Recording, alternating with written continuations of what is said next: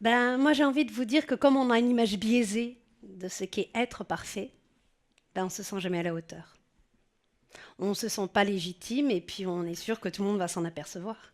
Enfin, je suis une escroquerie et je vais finir par être démasquée. On a tous ressenti ça. On a peur.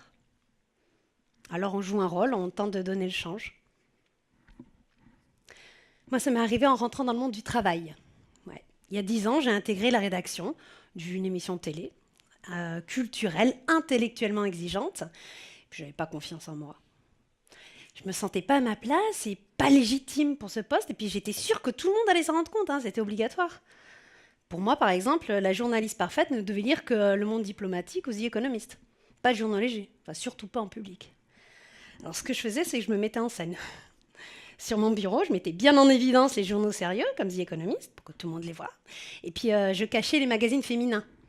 Parce que si on s'était rendu compte que j'avais ce type de lecture, on m'aurait démasqué. Je suis pas l'intello que vous pensez, je suis futile et par conséquent pas légitime à mon poste. C'est moi l'escroc. Il m'a fallu du temps pour comprendre que j'étais à ma place.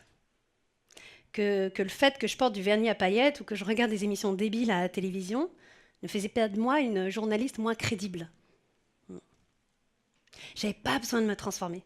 J'avais pas besoin de gommer mon accent du midi ou de changer de look. Et finalement, personne ne me l'avait demandé. Je m'étais persuadée que c'est ce qu'on attendait de moi. Et c'est ce qui allait faire de moi une journaliste crédible. J'avais tort.